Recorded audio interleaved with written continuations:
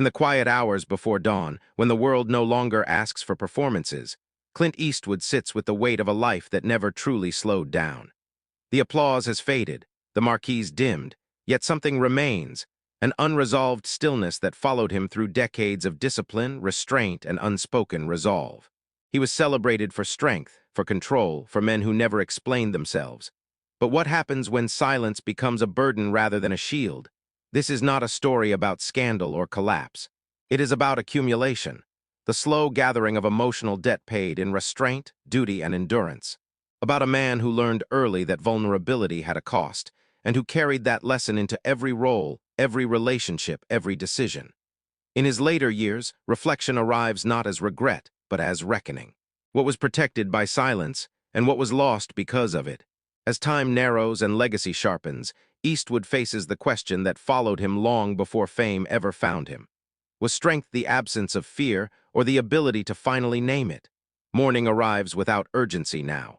The light enters the room slowly, filtered through curtains that have witnessed decades of rising before dawn, of rehearsed discipline and unspoken resolve. Clint Eastwood moves through the space with measured economy, each step deliberate, as if sound itself might interrupt a thought still forming. The world no longer schedules him, instead memory does. The rooms he inhabits feel curated by absence. Framed posters line the walls, not trophies, but artifacts, images of men who never asked for permission, who spoke little and acted decisively. He pauses before them, not in admiration, but in recognition. These faces carried his stillness, his restraint, his refusal to explain himself. Once that silence had been power, now it lingers differently. Outside, an empty set stretches under pale daylight. No crew chatter, no shouted cues, only the faint hum of distant traffic and the soft creak of structures built for voices that are no longer there. Eastwood walks slowly through it, hands loose at his sides, posture still upright but softened by time. The silence presses in, not hostile but insistent. It asks questions he once avoided by staying busy. In earlier years, decisiveness defined him. There was always another scene to shape, another performance to calibrate, another responsibility demanding control. Reflection was a luxury postponed. Now, without the armor of urgency, ambiguity settles in, thoughts arrive uninvited. Moments he never named surface gently, then refuse to leave. He sits alone, scripts spread across a table like maps of alternate lives. The pages are worn, margins annotated with precision. He runs a hand over them, fingertips tracing ink that once carried certainty. Back then, restraint meant survival. Emotion was managed, compartmentalized, kept efficient. Silence was not emptiness, it was structure. But time alters the function of defenses. What once organized life now exposes its costs. In the quiet, he becomes aware of the distance silence created, not just from others, but from himself. Relationships blurred by work, conversations shortened by necessity, feelings acknowledged internally but never voiced. None of it explosive, none of it scandalous, just cumulative. The soundscape is minimal. A clock marking seconds with indifferent consistency, wind brushing against windows. The low resonance of memory filling gaps where noise used to be. His expression remains composed, but something shifts behind the eyes. Not regret, something heavier. Recognition. He understands, perhaps for the first time, that the traits celebrated by the world were double-edged. Control brought mastery, but it also narrowed emotional range. Strength protected him, but it also limited intimacy. Silence gave authority, but it demanded payment in isolation. As evening approaches, the light grows warmer, casting long shadows across the room. Eastwood remains seated still, as if waiting for a line that never comes. A realization hovers just beyond articulation. He senses it forming, a truth that acknowledging silence will require more than reflection. It will require naming what silence concealed and facing what it quietly took away. The night settles in, unresolved, carrying with it the weight of a question he has avoided his entire life, and is no longer certain he can. Long before the world learned his name, Clint Eastwood learned how to move without settling. Childhood unfolded in fragments, towns that never quite became home, rooms that were borrowed rather than owned, a life shaped by motion rather than roots. Instability was not dramatic, it was ordinary. And in that ordinariness, a lesson quietly took hold. Comfort was unreliable, but endurance was not.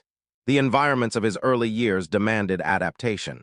There was little space for complaint, less patience for fragility. When circumstances shifted, he adjusted. When certainty disappeared, he learned to proceed without it. Emotionally, this bred a careful restraint.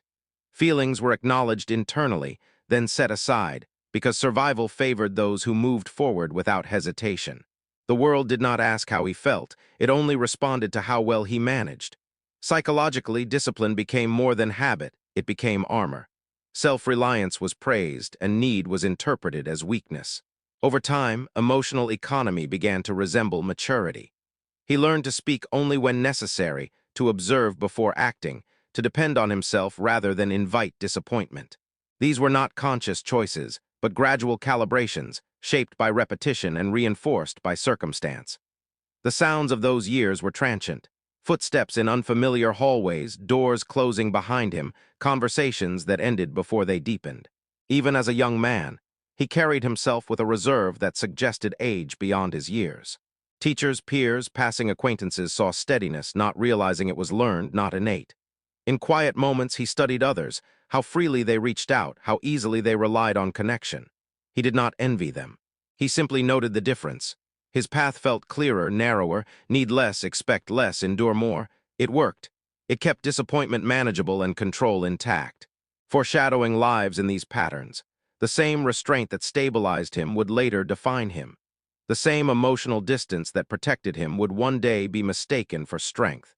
Long before cameras arrived, identity was already taking shape, an internal agreement that survival depended on not asking too much from the world. As adolescence gave way to early adulthood, opportunity began to appear at the edges of his life. Small openings, possibilities that hinted at recognition beyond anonymity. With them came the promise of being seen, but also the risk of exposure.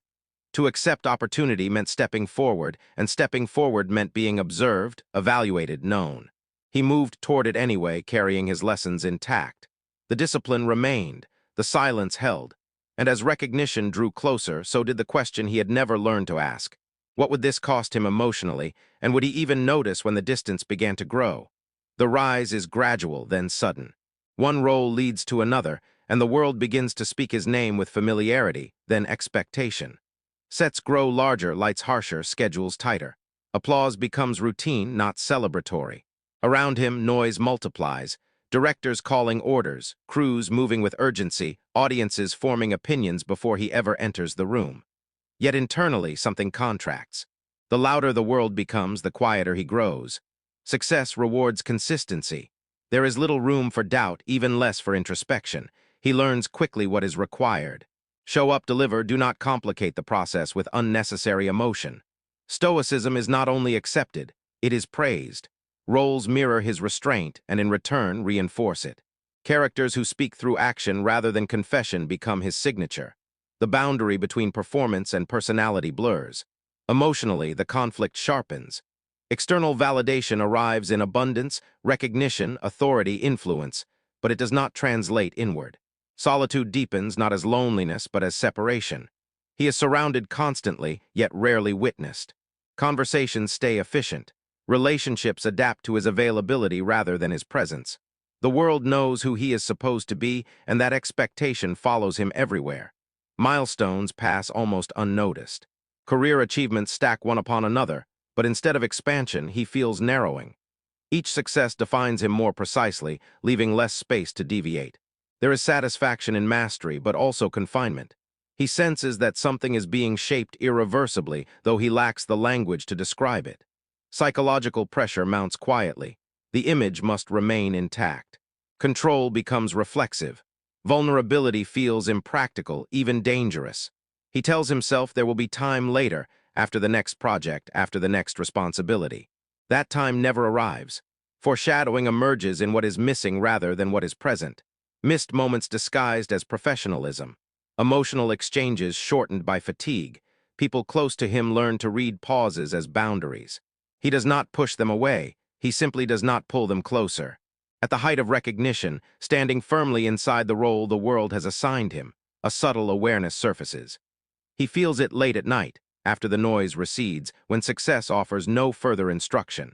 Something essential is being traded, exchanged for precision, for authority, for endurance.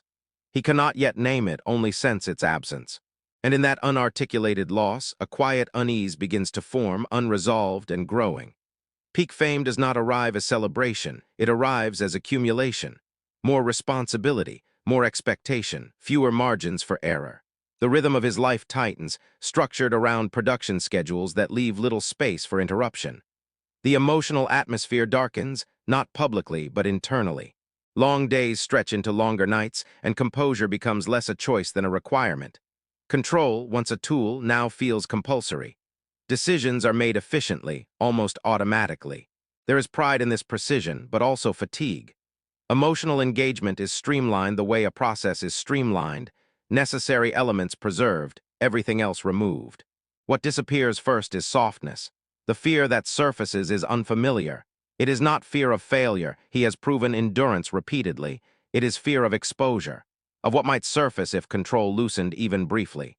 He senses that beneath the discipline lies something unexamined, and that examination would require vulnerability he has never practiced. The settings reflect this tension. Sets glow under artificial light, bustling with activity that never truly touches him. Private spaces feel quieter than before, not peaceful but hollow. Conversations end before they deepen. Connections are maintained but rarely nourished. He is present yet distant, performing competence even in intimacy. Key events pass without spectacle, missed calls, delayed responses. Choices made for efficiency rather than empathy. None of it dramatic enough to draw attention, but together they form a pattern. Distance becomes normalized. Fatigue settles into the body, not as weakness, but as weight. As years advance, age introduces variables he cannot command. Recovery takes longer, silence feels heavier. Reflection intrudes more frequently, especially in moments of stillness he once avoided. The discipline that sustained him now demands more energy to maintain. Control begins to feel like labor rather than instinct. Foreshadowing thickens. He notices how easily others step into emotional spaces he has long avoided. How conversations he once redirected now linger. The cost of endurance becomes clearer, not catastrophic but cumulative.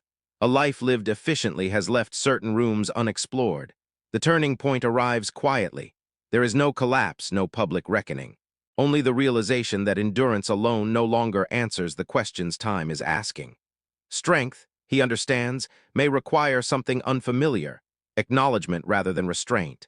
As another chapter of work concludes, he stands at the edge of recognition once again, but this time the recognition is internal. He senses that continuing as he always has may preserve control, but it will deepen the distance he can no longer ignore. Something must shift. What that shift will demand remains unclear, but the reckoning it points toward is no longer avoidable. In later years, stillness is no longer something to outrun. It settles naturally into the spaces once filled by urgency, bringing with it a clarity that avoidance never allowed. The days unfold more slowly now, marked by pauses rather than deadlines. Morning light lingers, evenings arrive without demand. Within this quieter rhythm, reflection becomes unavoidable, not as regret but as presence. Clint Eastwood moves through these hours with a different awareness. Silence, once a disciplined tool, now feels transparent. It no longer conceals, it reveals. In this calm, he begins to understand what silence preserved: focus, authority, endurance, and what it quietly prevented. Vulnerability, emotional risk, the full texture of connection. The recognition is neither bitter nor self-punishing. It is measured, honest. Psychological integration defines this phase. Pride and loss coexist without argument. He does not disown the strength that shaped his life, nor does he dismiss the cost it carried. Instead, he holds both in view, allowing complexity where certainty once ruled. This balance brings an unfamiliar relief. The need to justify his choices fades. What remains is understanding. The settings mirror this shift. Rooms feel less like retreats and more like places of quiet engagement. Conversations slow. Listening replaces instruction. Presence becomes intentional. He notices details he once overlooked: the cadence of a voice, the weight of a pause, the meaning carried in unspoken moments. These are not revelations born of crisis, but of attention. Purpose, too, evolves. The drive to prove resilience softens into a desire to honor presence. Influence matters more than output. Guidance replaces command. The roles he values most now are not performed on screen, but lived quietly, through steadiness, through example, through the restraint that once defined him and now refines him. Legacy reframes itself. It is no longer measured solely in achievements or recognition, but in the shape of impact left behind. He understands that silence was never empty, it was formative. It shaped not only his work, but the people who observed him, learned from him, followed his lead. That realization brings both comfort and gravity. As night approaches, the questions grow fewer but deeper. Acknowledgment has not resolved everything. It has not restored what distance once claimed, but it has clarified what remains. Strength, he realizes, was never the absence of vulnerability.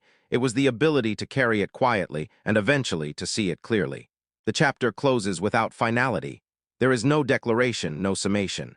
Only the awareness that acknowledgement offers something subtle at life's narrowing edge. Not answers, but peace with complexity. The silence remains, but now it is understood, and that understanding lingers, unresolved yet complete.